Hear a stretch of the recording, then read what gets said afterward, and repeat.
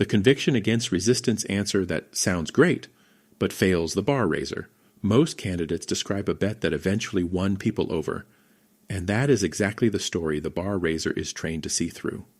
Tell me about a time you proposed or drove a product bet that required conviction against resistance.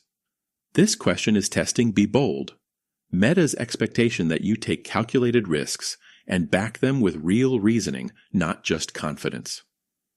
What the interviewer is actually listening for is whether you can articulate exactly why the resistance was wrong at the time, not why it looks wrong in hindsight. Here is how most candidates answer this question about driving a bold product bet. At my last company, I pushed to invest in a creator monetization feature when the leadership team was focused on growth. A lot of people thought it was too early and would distract us. I believed creators were churning because they couldn't earn. So I put together a proposal, got buy-in from the CPO, and we shipped a tipping feature. 6 months later, creator retention improved and leadership came around. It was a risk, but the team eventually saw what I saw from the beginning. Resistance described as vague hesitation. No credible opposing argument surfaced. No data or reasoning anchoring the bet at decision time. Outcome framed as validation by consensus, not conviction held under pressure. Here is what I am writing in the debrief right now. Item 1. Resistance unnamed. No credible stakeholder position or data-backed counter-argument presented. Item 2. Bet rationale absent. Candidate states belief but offers no specific evidence held at the time. Item 3. Conviction not demonstrated. Story resolves through CPO buy-in, not sustained independent judgment. Item 4. Outcome framed as retrospective consensus. They came around, signals the candidate waited for validation. Verdict. Does not demonstrate Be Bold. Same question, same situation. Listen to how this candidate anchors the bet before the outcome was known.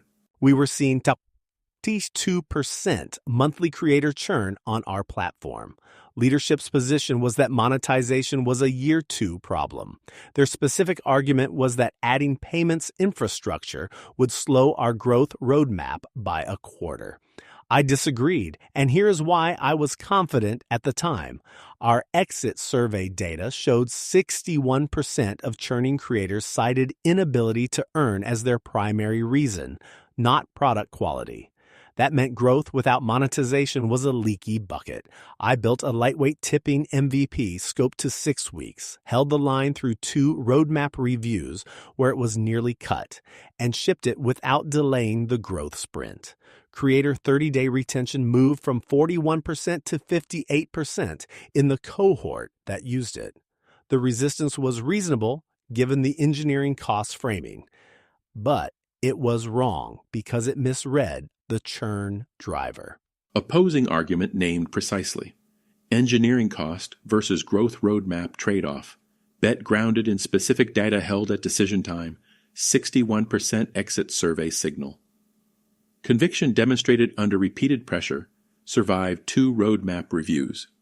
Candidate explains why resistance was wrong then, not just in hindsight. Notice what changed. The candidate never needed the outcome to prove the reasoning. Item 1. Opposing argument articulated precisely, not dismissed, engaged on its own terms. Item 2. Conviction anchored in specific pre-decision data. Exit survey signal named and quantified. Item 3. Sustained resistance demonstrated. 2. Roadmap review cut points named explicitly. Item 4. Candidate distinguishes why resistance was wrong at the time, not post hoc rationalization. Verdict. Strong signal. Raises the bar. Before your loop, run your story through these 3 questions. Question 1. Can you name the strongest argument against your bet in the resistor's own terms? If not, the bar raiser hears confidence, not conviction. They are not the same thing. Question 2. What specific data or reasoning made you right at the time, before the outcome? Without a pre-decision signal, your story sounds like luck dressed up as boldness. Question 3. Did you hold the position after the first pushback, or did someone senior unlock it for you? If a CPO or VP approved it, you drove buy-in, you did not demonstrate Be Bold. If you cannot answer all three cleanly, you do not yet have a Be Bold story. You have a story about eventually getting permission. How do your real stories score? Get a personalized report scored against the interview rubric Meta uses for your role. Find it at interview101.com.